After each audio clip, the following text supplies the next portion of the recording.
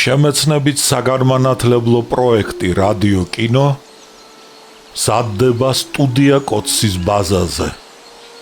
პროექტის ხელმძღვანელი კობა ცხაკაია.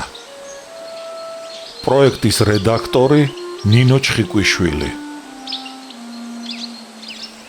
თბილისი 2025 წელი.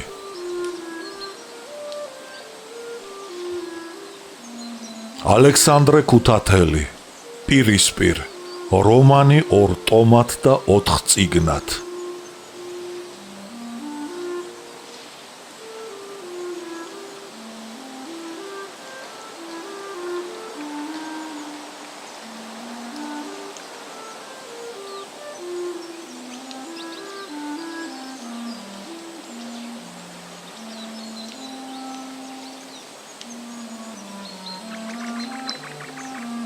არიერგარდული ბრძოლა მეორე. გონებას და გემოვნებას ცვლილება მოსწონს. რაც უფრო მრავალფეროვანი იქნება ეს ამბავი, მით უფრო დააინტერესებს იგი მათ, ვინც მას ყურს დაუგდებს. არიოსტო. ნინო და ელო მოულოდნელად თბილისში ჩამოვიდნენ. კვირა დღე იყო. კორნელი ნინოსთან შესახვედრად ემზადებოდა. აბრეშუმის ხალათი ჩაიცვა და ზედ წითელ წინწკლებიანი ნაცრისფერი ჰალსტუკი გაიკეთა. კოსტუმი და შაგრენის ტუფლები ჩაიცვა. მერმე დეიდა ელენეს საძინებელ ოთახში ტრიუმოსთან მივიდა და შიგ ჩაიხედა. ნაცრისფერი კოსტუმი ჩინებულად გადაეკეთებინა მკერავს. კოხტად ადგა ტანზე და შვენოდა. გაპარსულმა ჭაბუკმა გაიღიმა. ოთახში გაისეირნა, პორტსიგარი გახსნა. პაპიროსი ამოიღო, ცეცხლი მოუკიდა და გააბოლა. მერმე ნაცრისფერი ფეტრის შლაპა დაიხურა და რუსთაველის პროსპექტისაკენ გასწია. პროსპექტი გაიარა, სასახლესთან გაზეთები იყიდა და ისევ უკან გამობრუნდა. ჭავჭავაძის ქუჩის დასაწყისში ნინო, ელო და მიხა მაჭავარიანი შემოეყარნენ. კორნელიმ შლაპა მოიხადა. მივიდა და ქალებს ხელზე ეამბორა. მიხას მისი კოსტიუმი ქცევა და თავდაჭერა შეშურდა. ახალ კოსტიუმში გამოწყობილი კორნელი ნინოს ისე მოეწონა, რომ თავს ძალას ატანდა გულგრილი ყოფილიყო. მაგრამ თვალს მაინც ვერ აშორებდა. ქალი გაფითრებულიყო. კორნელის წინაშე მორცხვობდა და რაღაც უშნოდ და ორაზროვნად იღიმებოდა. ელომ კორნელისთან საუბარი ცოტახანს აცალა და მერმე კი მკლავში ხელი გაუყარა და წაიყვანა. მიხა და კორნელი მიჰყვნენ. ნინო შეშინებული თვალებით უკან იხედებოდა. უკვირდა ცხოვანი, პატივცემულნი და დარბაისელნი მოწიწებით თავს როგორ უკრავდნენ კორნელის. მის წინაშე მოკრძალება იგრძნო. შეკრთა და შეეშინდა. ვაი თუ ქვიშხეთიდან ამაოდ ჩამოვედი და სათქმელი ვეღარ ვუთხრაო. რა მიარბენინებთ ჩვენს ქალებს? ჰკითხა კორნელი მიხას. ჩავედი თუ არა ქვიშხეთში, მიუგო მიხამ. იმ ღამესვე ნინომ ისეთი ისტერიკა გამართა, რომ მთელი სახლი ფეხზე დააყენა. ტიროდა და გული მისდიოდა. ქვიშხეთში მათი გამგზავრების შემდეგ მარგარიტასთან და ქეთოსთან ჩვენ რომ ვივახშმეთ, ის გაუგია. ნინო და ელოც ნაწყენი არიან და ჩხუბს ვერ გიბედავენ. მე კი ტყავი გამაცრეს. არავით არის ჩხუბი, შენიშნა კორნელიმ. ჩხუბი და კინკლაობა ბაზრის ქალების საქმეა.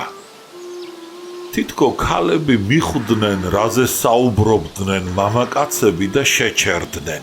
მათ თეთრი კაბისტანი, კოფთები, ტუფლები ეცვათ და თეთრი ქუდები ეხურათ. აგარაგზე ნინომ ზეს გაეტრუსა და ოდნავ მოკეთებული ჩანდა. კორნელი თამამად უბოდიშოთ მივიდა ქალებთან და ჰკითხა: სად მიგეჩქარებათ? მეგობრებთან მიგვეჩქარება, მიუგო ელომ. კორნელი მაჯისააც დახედა და ქალებს უთხრა: ჯერ ადრეა, განა მე თქვენი მეგობარი არა ვარ?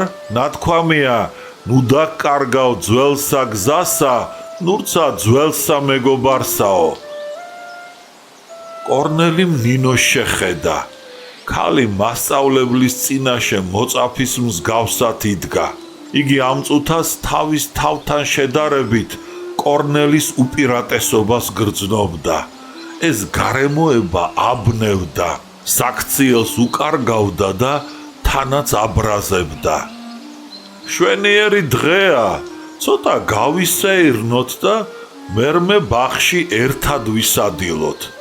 შესთავაზა ქალებს კორნელიმ. ამ დროს პლატონ მოგველაძემ და მისმა მეგობრებმა პოეტებმა ჩაიარეს. კორნელის დიდის ამბით ქუდი მოუხადეს და შესძახეს: კორნელის ვახლავართ! ქალებს შერცხვათ და გაწითლდნენ. პლატონმა პოეტები მიატოვა.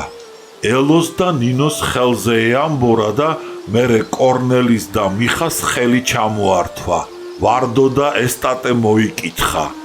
კორნელის შეხედა, მისი კოსტიუმი მოიწონა, გაუღიმა და უთხრა: თქვენ ნამდვილ ლორდის შვილსა გავხართ, ღმერთს გეფიცებით. კორნელი შეკრთა, მაგრამ უმალვე თავი დაიჭირა. ახლა პლატონმა ქალებს უთხრა: თქვენ ალბათ წაკითხული გექნებათ კორნელის მოთხრობები. არა, არ წაგვიკითხავს, მიუგეს ქალებმა და გაოცებით მიაშტერდნენ პლატონს. ეს ზაფხული, განაგრძო პლატონმა, ჭეშმარიტად კორნელის ლიტერატურული გამარჯვების დასაწყისია. პოეტები შორი ახლოს იდგნენ და პლატონს ელოდებოდნენ. კორნელი მხოლოდ პლატონს ერიდებოდა, სხვა პოეტებს კი თავსაც არ უყადრებდა. კორნელში ორი ადამიანი მოკალათებულიყო. ერთი ზვიადი, პატივმოყვარე, მეორე კი თავისა და სხვათა მიმართ კრიტიკულად განწყობილი, დამცინავი და სარკასტული. დაცინვის გამო კორნელის ნაცნობები, მათ შორის პოეტებიც გაურბოდნენ და ერიდებოდნენ. განსაკუთრებით მაშინ შეზარხოშებული თუ იყო. პლატონი ქალებს მოუბრუნდა და უთხრა: ალბათ დღეს სიმფონიურ კონცერტს დაესწრებით. რა კონცერტია? ჰკითხა ნინომ. პროგრამაში შუბერტი და ბეთჰოვენი გახლავთ. ვინ დირიჟორობს? სტოლერმანი. უთუოდ დავესწრებით, ერთხმად უთხრეს ქალებმა. ცოტა ხნის საუბრის მერმე პლატონი ქალებს, კორნელის, მიხას დაემშვიდობა და მეგობარ პოეტებთან მივიდა. ცირკის მსახიობებივით უცხო და მყვირალა ფერის ტანისამოში გამოწყობილი პოეტები ჯოგივით გაჰყვნენ პლატონს. კორნელიმ ქალებს ჰკითხა: მიღებულია თუ არა ჩემი წინადადება? რა წინადადება? გაუკვირდა ელოს. ერთად სადილობა რომ შემოგთავაზეთ. მიუგო კორნელიმ. ხო, მართლა, დაიძახა მსუნაგმა მიხამ. მაგრამ ცოლმა ზიზღით შეხედა უღირს ქმარს და უმალვე ენა ჩააგდებინა. გვაგვიანდება, უთხრა მან ნინოს. დავიდარაბა, თუ გინდათ ეგ არის, დაიძახა კორნელიმ. ჯერ ერთად სადილობაზე შევთანხმდეთ. ნუ სწუხდებით, რესტორანში სადილობას ჩვეული არა ვართ. ცივად მოუჭრა ელომ. ეგ მეც ვიცი, მაგრამ ის რესტორანი კი არა, საოჯახო ბაღია. თქვენები ხომ შინარ ბრძანდებიან, მიუგო კორნელიმ. სად უნდა ისადილოთ? განა ნათესავებთან ვერ ვისადილებთ? დღეს მეგპატიჟებთ. რა საჭიროა ამდენი ხვეწნა და იმერული ცერემონიები? უკმეხათ მიუგო ელომ. თუ ჩემი საზოგადოება თქვენ არ გაწყობთ, იყოს ნება თქვენი. ნინო შეწუხდა და კორნელის უთხრა: ჩვენ საქმეზე მივდივართ, საღამოს კონცერტზე შევხვდეთ. ბატონი ბრძანდებით, ცივად მიუგო კორნელიმ და ქალებს დაემშვიდობა. ნუ გეშინია, უთხრა ელომ ნინოს, რაც უფრო ცივად მოექცევი, მით უფრო დაიწვება. 3 ბილეთი ვიყიდოთ. კონცერტზე პლატონი ჩვენ შორის დავსვათ. კორნელის თავი მოარიდე. პლატონს კი განზრახ დაუყვავე. ვნახოთ როგორი მოქმედებს ეს იმ შენს ფრანძზე და ახალ გამომცხვარ მწერალზე.